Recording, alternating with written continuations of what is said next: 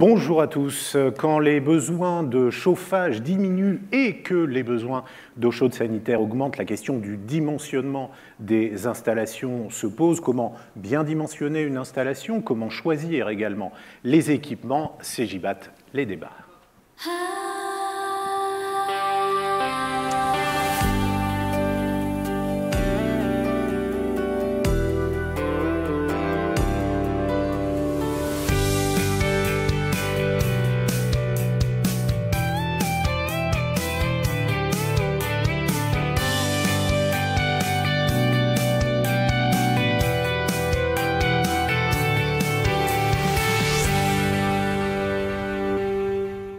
Et pour parler chauffage et eau chaude sanitaire, parler dimensionnement bien sûr, nous sommes avec Patricia Montagu, qui est la responsable du bureau d'études thermiques et acoustiques chez Bouygues Construction Bâtiment en Île-de-France. Nous sommes également avec Michel Lefebvre de NAT Ingénierie. Vous êtes ingénieur, consultant de NAT Ingénierie, et on peut dire que vous connaissez bien les questions relatives à la production de chaud et de froid dans le tertiaire et dans l'hôtellerie en particulier. Vous êtes installé dans l'Oise, et puis Benoît Maraval, qui est chargé d'affaires bâtiments et territoires durables au sein du bureau d'études ADRE, un bureau d'études implanté à la Seine-sur-Mer. Merci Madame, merci messieurs d'être avec nous aujourd'hui. Pour la minute réglementaire, on retrouvera Julien Guillemot tout à l'heure. Il est l'expert réglementation gaz de CEGIBAT. En fin d'émission, c'est le patron de CEGIBAT qui sera avec nous pour le débriefing de l'émission. Et avec nous également Anne-Sophie Seguis, qui est la responsable efficacité énergétique de CEGIBAT. Merci d'être avec nous Anne-Sophie pour parler dimensionnement d'une installation. C'est notre sujet et en réalité, quand on cherche à dimensionner, on a à résoudre un paradoxe. En effet, les pratiques constructives de ces 50 dernières années ont beaucoup évolué, notamment grâce aux différentes réglementations qui se sont succédées depuis la RT 74. Ça a impacté directement les besoins de chauffage qui ont été fortement réduits, liés notamment à une meilleure conception des bâtiments et à une meilleure isolation de ces derniers. À titre d'exemple, là où un appartement dans les années 70 pouvait nécessiter plus de 20 kW de puissance pour le chauffage, s'il était construit sous la RT 74, le même bâtiment à RT 2012 n'a plus besoin de moins de 5 kW. À l'inverse, les besoins d'eau chaude sanitaire ont, eux, pas diminué, puisqu'ils sont directement liés finalement au confort des usagers. Par contre, les consommations d'eau chaude sanitaire ont, elles, légèrement baissé, liées surtout en fait, à l'utilisation de systèmes de plus en plus performants. Du coup, on a abouti à quoi? C'est qu'un bâtiment résidentiel aujourd'hui construit en RT 2012, on a des besoins d'eau chaude sanitaire qui deviennent équivalents, voire prépondérants par rapport aux besoins de chauffage, ce qui n'était pas du tout le cas précédemment. En termes de puissance eau chaude sanitaire, les puissances eau chaude sanitaire, elles sont directement liées au mode de production d'eau chaude sanitaire qu'on va mettre en œuvre. Si on est sur un mode de production instantané, on va avoir des puissances d'eau chaude sanitaire qui seront importantes et aucun stockage. Le semi-instantané, le semi-accumulé, jusqu'à l'accumulé, où là, des puissances d'eau chaude sanitaire mises en œuvre sont beaucoup plus réduites, mais les stockages beaucoup plus volumineux.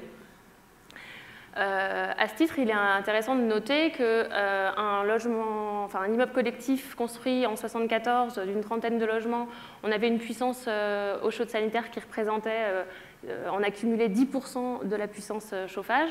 Le même bâtiment aujourd'hui, on va avoir une puissance eau chaude sanitaire, là encore en accumulé, qui peut représenter 60% de la puissance chauffage, voire davantage si le bâtiment est encore mieux isolé. Donc on voit bien qu'il y a vraiment eu une révolution sur ces aspects de production de chauffage, de besoins de chauffage et de besoins d'eau chaude sanitaire qui impactent directement le métier des concepteurs, à la fois sur la partie dimensionnement et sur la partie conception hydraulique. Alors des concepteurs, on en a autour de la table, donc on vous interrogera sur la manière dont vous résolvez cette équation subtile. Anne-Sophie Seguis vient de nous le dire, mais avant de débattre de tout ça, un exemple dans le logement collectif. On part en région parisienne, à Épinay-sur-Seine exactement, où un bailleur social, le bailleur ICF, a rénové une installation. L'installation était déjà ancienne et il a fait un choix. Le reportage d'Ariane Monfray et de Julien Lagrange.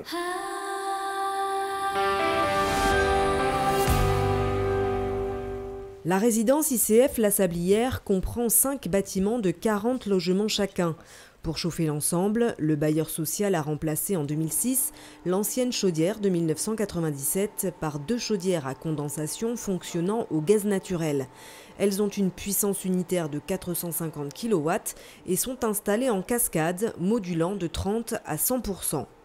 En 2010, le système de production d'eau chaude sanitaire a été entièrement rénové. Les chauffe-eau individuels ont été remplacés par 5 préparateurs d'eau chaude installés en pied de tour dans des bâtiments annexes. Chaque production fait 70 kW avec un stockage de 615 litres pour former une production semi-accumulée. Et la boucle d'eau chaude sanitaire qui va alimenter les 40 logements est formée la plus courte possible, toute calorifugée dans son ensemble, pour avoir un recyclage le plus court possible. Le rendement du chaude à gaz est supérieur à 105% sur PCI.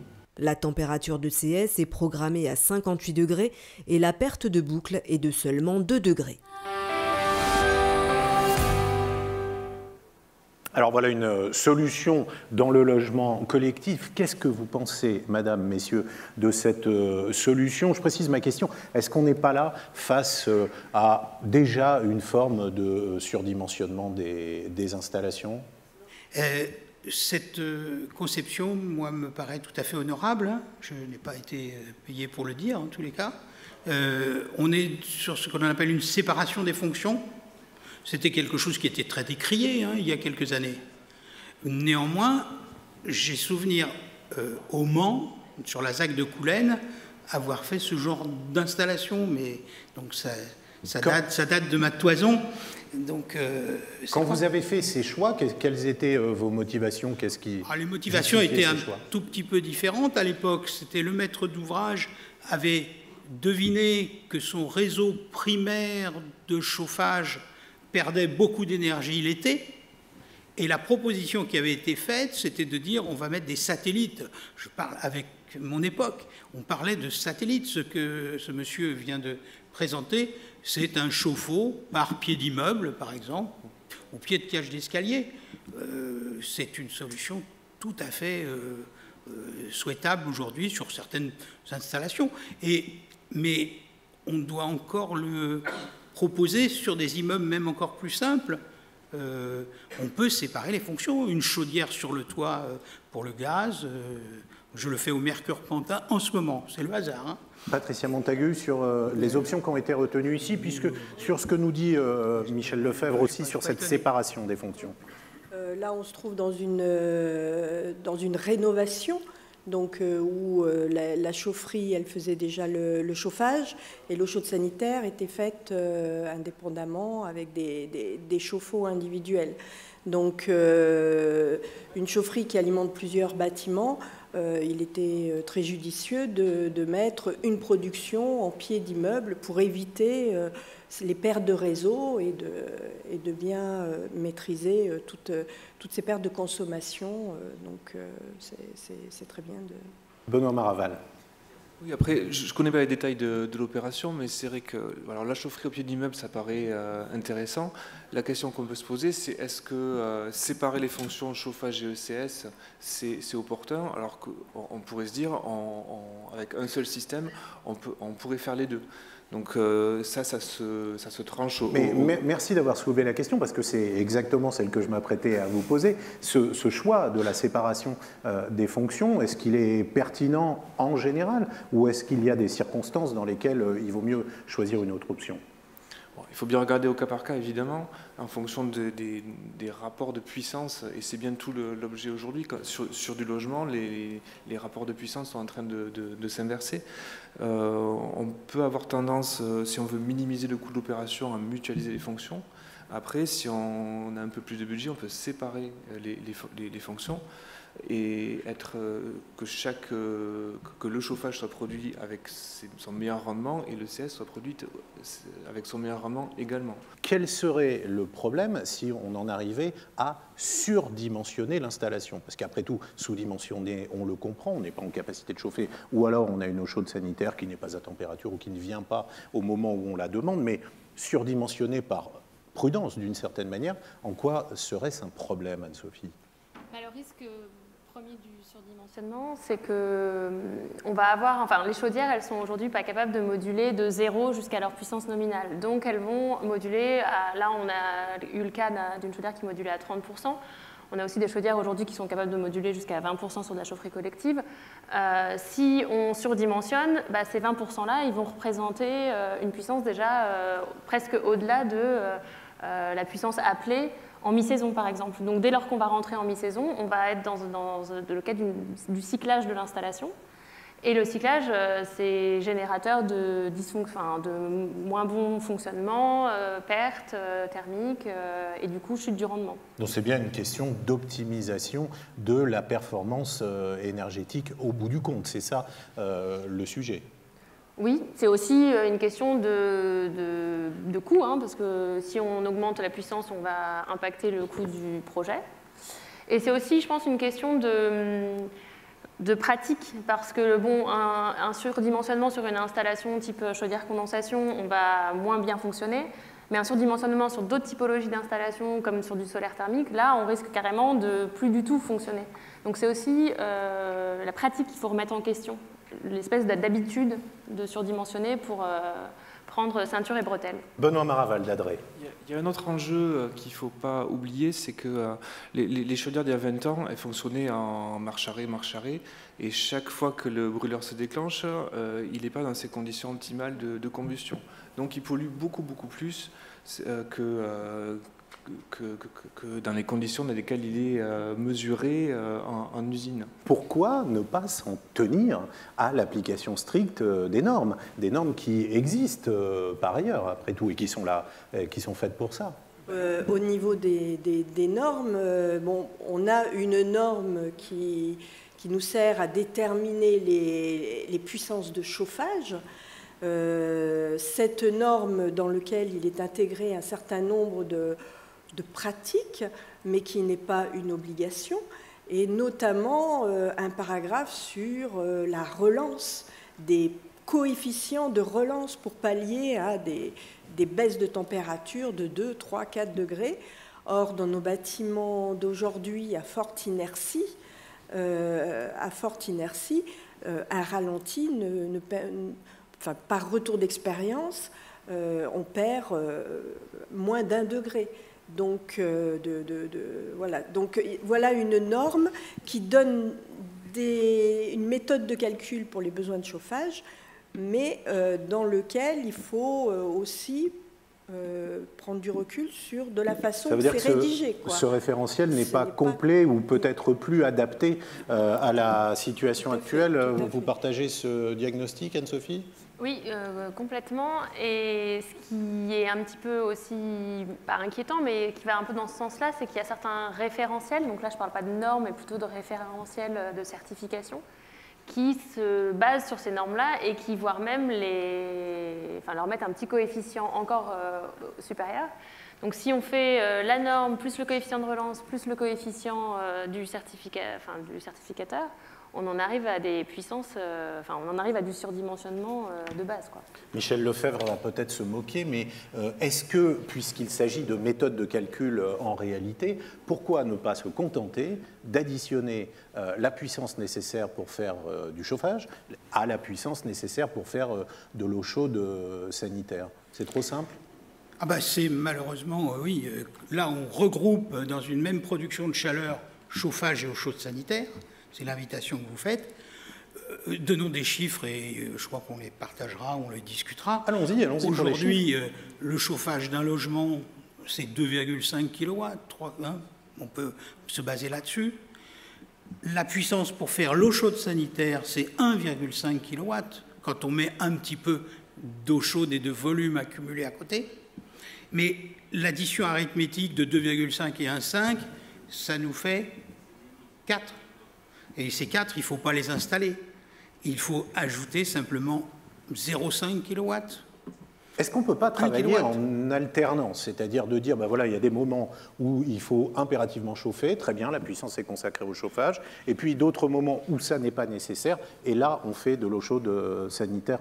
Benoît Maraval, vous réagissiez en m'entendant faire cette proposition? Naïve peut-être? Non, pas du tout, c'est même assez pertinent. Dès lors qu'on a des besoins...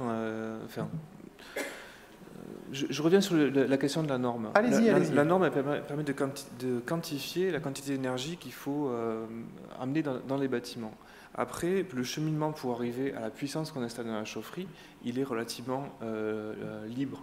Et notamment la question de est-ce qu'on cumule ou est-ce les besoins de chauffage et les besoins de chaude sanitaire, ou est-ce qu'on prend le maximum des deux, est complètement ouverte pour le concepteur. Personnellement, je partage les deux avis précédents. C'est que le temps qu'on produise le chaude sanitaire, le bâtiment n'a pas le temps de vraiment baisser en température avec les niveaux d'isolation qu'on a aujourd'hui. Donc, cumulons, mutualisons les équipements entre les deux besoins. Vous êtes tous les trois des experts, des spécialistes, c'est la raison de votre présence ici. Quelles sont vos recommandations, quelles sont les méthodes que vous employez lorsqu'il s'agit de dimensionner, qu'il s'agisse de neuf, c'est votre cas Patricia Montagu, ou dans le cas de rénovation, vous en avez sans doute fait. Comment est-ce que vous procédez, vous, pour définir les puissances ? Comme tout à l'heure, on a parlé de la norme. La norme, elle définit des déperditions et donc des puissances de chauffage. Au niveau eau chaude sanitaire, il n'y a pas de règles précises, ni de normes, ni de calcul. On voit bien que c'est l'expérience qui fait qu'on va dimensionner en puissance l'eau chaude sanitaire. Et c'est l'expérience qui fait qu'on va, par retour d'expérience, qu'on constate qu'il faut éviter d'additionner le chauffage et l'eau chaude sanitaire. Et donc, dans nos conceptions, on part sur la puissance de chauffage qui est de 2,5 kW et on va rajouter 0,5 kW pour l'eau chaude sanitaire avec un stockage de ballons pour les logements qui varient, enfin qui sont entre 15 et 20 litres par logement. Et à partir de là, on arrive à définir la puissance de la chaufferie qu'on va installer. Et la question s'adresse à tous. La simulation thermique dynamique, c'est une technique, des moyens, des outils aussi que vous utilisez. C'est opérationnel? Alors, on ne l'utilise pas à la base, on passe par la norme, par le calcul. Donc, en fait, ce sont dans les cas extrêmes de température extérieure, sans tenir compte des apports, alors qu'une simulation thermique dynamique va pouvoir intégrer le comportement et va pouvoir nous conforter ou réajuster, et on irait même à diminuer encore la puissance que théoriquement on vient de calculer. La définition des besoins, le dimensionnement, donc c'est le premier enjeu, on vient de le dire. Autre enjeu, c'est la chaudière. On écoute les propositions de deux entreprises, celle de Vergne Innovation et puis celle d'Atlantique, et on en parle juste après.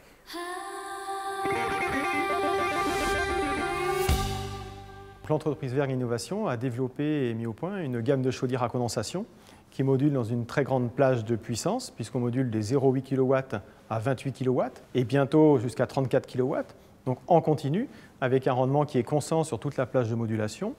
Et l'intérêt de ce type d'appareil, il est d'une part pour le chauffage, puisque dans les logements actuels, eh bien, nous avons des besoins qui sont très faibles par rapport aux besoins d'il y a quelques années. Et donc, ça permet de descendre et d'avoir une chaudière qui s'adapte exactement aux besoins du logement. Et deuxièmement, donc, les besoins en eau chaude sanitaire qui sont beaucoup plus élevés aujourd'hui qu'hier. On a besoin aujourd'hui de confort en sanitaire. Donc, on a un appareil qui permet de moduler jusqu'à 28 voire 34 kW sur un nouveau modèle pour satisfaire les besoins d'eau chaude sanitaire en instantané. Historiquement, on peut parler de modulation. Alors, c'est quelque chose qu'on maîtrise bien chez Atlantique Guyot, puisque on a un produit qui existe à la gamme depuis maintenant plus de 10 ans et qui peut aller sur de la modulation de 1 à 12. Mais en fait, on voit arriver, entre autres avec le marché du neuf, des besoins de chauffage qui sont tellement faibles qu'on est plutôt passé sur des technologies de mettre des chaudières en cascade, ce qui permet en fait de multiplier la modulation de chacune des chaudières. Donc, par exemple, si on met deux chaudières qui modulent de 1 à 5 en cascade, on va avoir une modulation de 1 à 10. Si on se projette un tout petit peu dans le futur et si on prend comme principe que la consommation d'eau chaude sanitaire n'ira pas en baissant, si on veut travailler sur la performance de ce poste-là dans le bâtiment, nécessairement on associera aux chaudières des solutions d'ENR. Par exemple, on peut associer une solution de solaire collectif avec une cascade de chaudière gaz. Ça sera une très très bonne solution. Pour ce faire, on attend bien entendu avec impatience une évolution de la réglementation avec une possible obligation d'énergie renouvelable dans un futur proche. Deux solutions qui sont proposées par deux constructeurs différents. Il y a la modulation avec un taux très faible, ça c'est Vergne Technologies. Il y a aussi la solution atlantique, c'est la mise en cascade. Qu'est-ce que vous pensez, madame, messieurs, de ces solutions? Michel Lefebvre, vous dodelinez, vous avez quelque chose à nous dire à ce sujet. Je connais peu la chaudière murale individuelle, mais sur la mise en cascade des générateurs, on y est tous favorables ici, à condition que ça marche, c'est tout.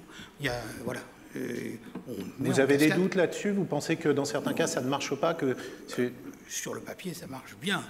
Il faut que ça fonctionne. Le fond de votre pensée. On visite trop souvent des chaufferies dont la cascade ne fonctionnerait pas tout à fait, ne soit pas optimum.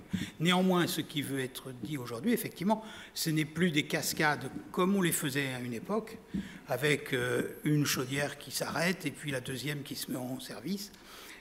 C'est aujourd'hui, on va faire fonctionner les deux générateurs ensemble, je crois, hein, et on va les faire monter en puissance, parce que, évidemment, les produits de combustion vont rester certainement plus longtemps dans le circuit de fumée et avoir un meilleur rendement. Donc c'est une autre façon de faire la cascade aujourd'hui, et il faut l'adopter, je crois. Cascade, modulation, madame, monsieur? Sur la modulation, enfin, en collectif, il ne faut pas... comment dire, si on revient sur la question du surdimensionnement, il ne faut pas se laisser leurrer par la modulation et se dire, du coup, le sujet du surdimensionnement, ce n'est plus un sujet. Parce qu'en vérité, le seuil à 20% de la puissance maximale, il est encore très très haut par rapport à la majorité des besoins qu'on a au quotidien. Donc c'est une vraie bonne évolution technologique, mais ça ne doit pas, nous en tant que concepteurs, nous dédouaner d'être vigilants sur la puissance. Il y a une autre alternative possible, c'est celle de l'option qui consiste à stocker l'eau, l'autre consistant à la produire de manière instantanée. Vous-même, chez Bouygues Construction Bâtiment, comment est-ce que vous arbitrez entre ces deux solutions? Est-ce qu'il y en a une qui a votre préférence? On retient plutôt une accumulation, une semi-accumulation ou semi-instantanée qui couvre les 10 minutes de pointe du matin. Ceci étant valable pour l'habitation, hein, pas pour d'autres usages, puisque pour limiter les appels de besoins en eau chaude sanitaire, de faire fonctionner la chaudière, ce qui permet d'avoir des retours de température au niveau de la chaudière plus basse. Et également, en instantané, on va se retrouver avec des puissances énormes en chaufferie. Donc c'est un coût, c'est de la surface au sol, c'est des conduits de fumée assez importants. Donc pour toutes ces raisons, on retient plutôt de la semi-accumulation. Anne-Sophie, sur cette alternative instantanée ou stockage, et puis peut-être, si vous le voulez, revenir sur la question des solutions technologiques, les chaudières qui étaient proposées tout à l'heure. Alors je vais juste revenir effectivement sur les chaudières qui étaient proposées tout à l'heure et parler plutôt de l'individuel, puisque Michel a plutôt parlé du collectif. La solution de Vergne Innovation, ce qu'il faut savoir, c'est qu'on a réalisé des tests, notamment par le CETIAT, donc c'est dans le cadre d'un financement d'études d'intérêt général, pour estimer l'impact de cette ultra-modulation par rapport aux consommations et à d'autres critères. Et en termes de consommation en énergie primaire, on a constaté des gains entre 2 et 3,5 points de rendement sur des modulations de 1 à 10 versus des modulations plus traditionnelles de 1 à 4. Et l'autre impact très important, c'était sur le cyclage, où on a réduit le nombre de cyclages de plus de 70%. Donc là, on parle de gains de quelques points, donc ça peut paraître un peu anecdotique, mais sur le cyclage de 78%, c'est loin d'être anecdotique en termes, je pense, de durabilité des installations, pérennité dans le temps, puisque le cyclage, et puis ce que Benoît a dit tout à l'heure, en termes d'optimum de combustion qui ne sont pas là lorsqu'on va démarrer, s'arrêter, démarrer, s'arrêter. Benoît Maraval et puis ensuite Patricia Montagu. C'est vrai que le cas de la chaudière individuelle est très particulier parce qu'on là clairement on est en production instantanée 90% du temps.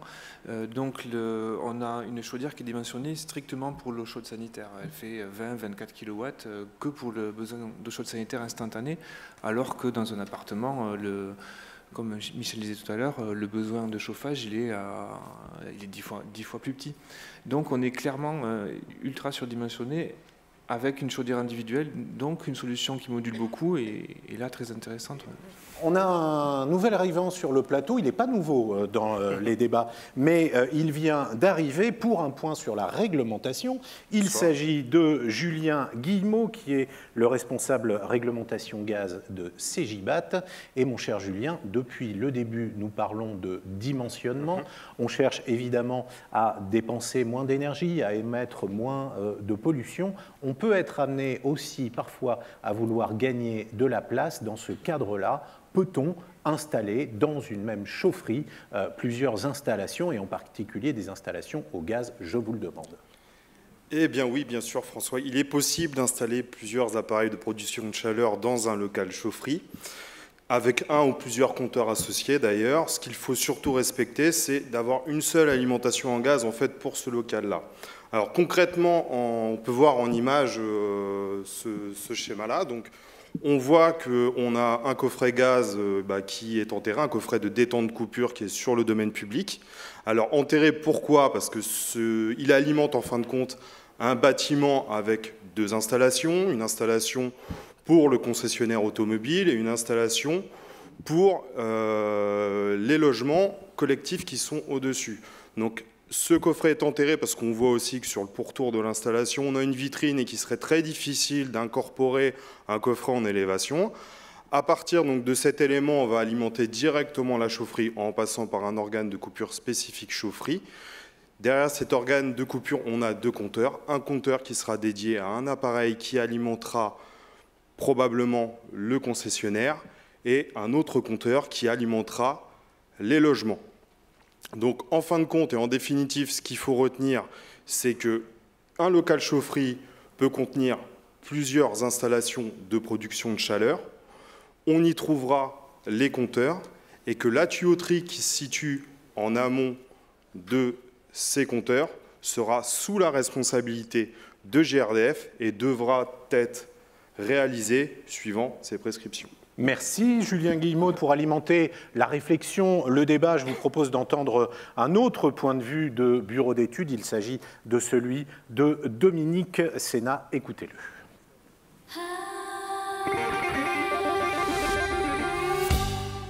Les besoins de chauffage sont à un niveau qui fait que si on dimensionne la chaudière pour les besoins de chauffage, elle est en général capable de faire les besoins d'eau chaude. Mais l'avantage des bâtiments qu'on fait aujourd'hui, c'est qu'on peut très bien faire la priorité ECS sans difficulté. Si on coupe le chauffage pendant 1 heure, 2 heures, voire pour faire de l'eau chaude sanitaire, les occupants ne s'en rendront pas compte. Et donc, c'est une forme d'optimisation pour faire face à ces bâtiments qui ont beaucoup changé par rapport à ce qu'on faisait il y a 20 ans.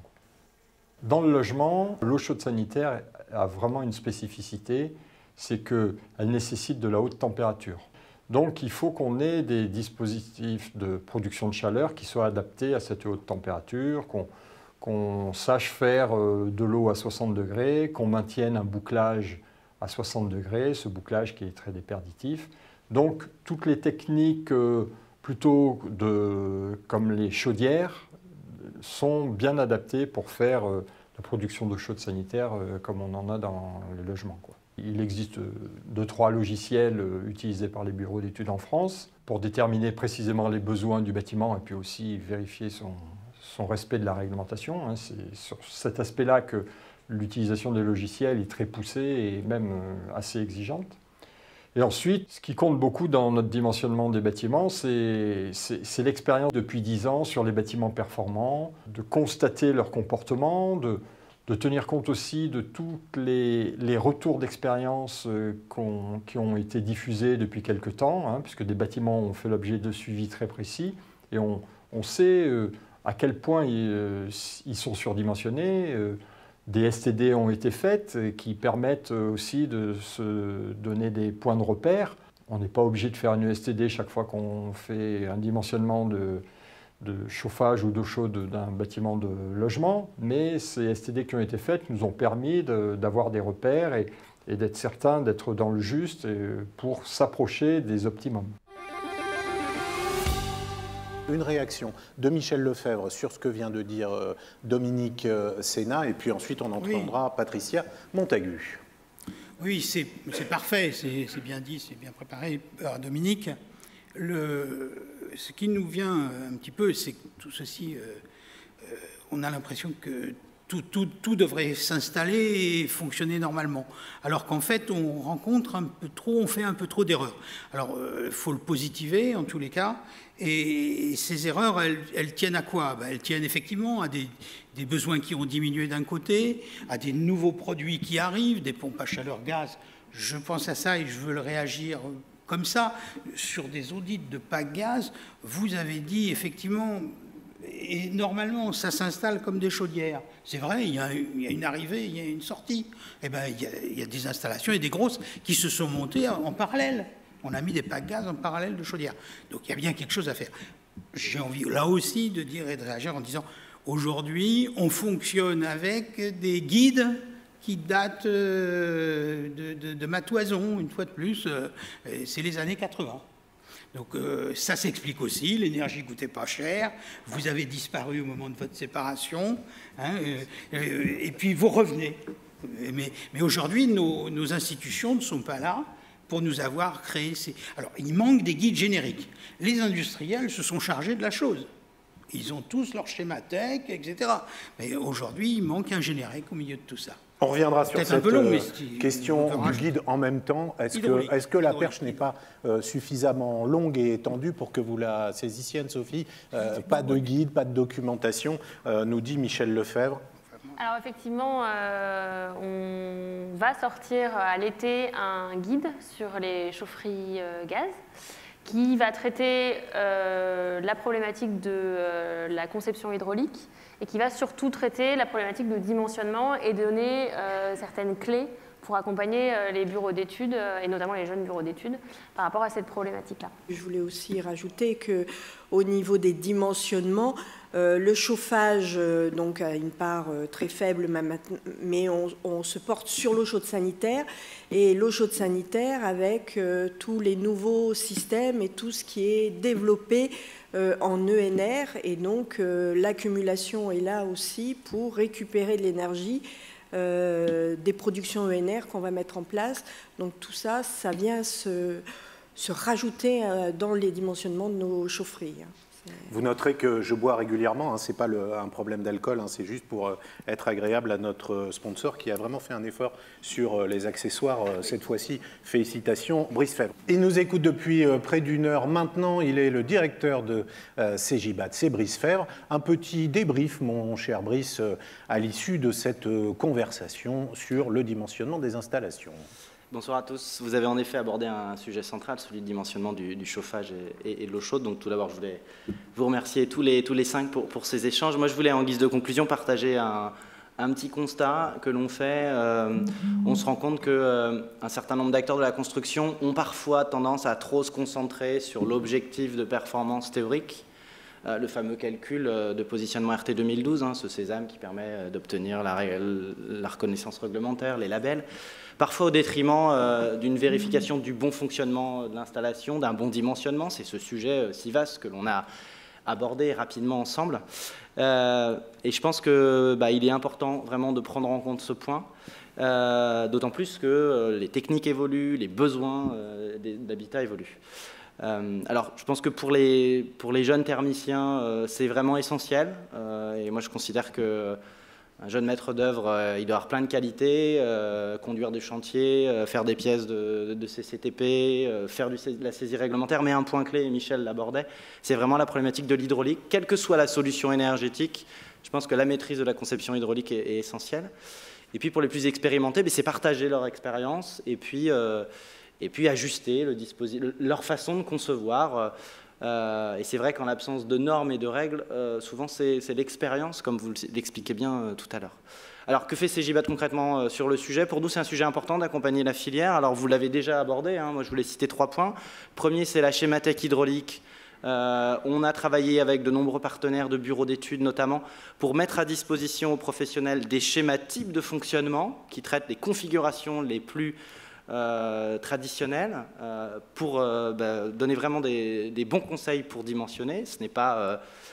c'est vraiment des bonnes guidelines.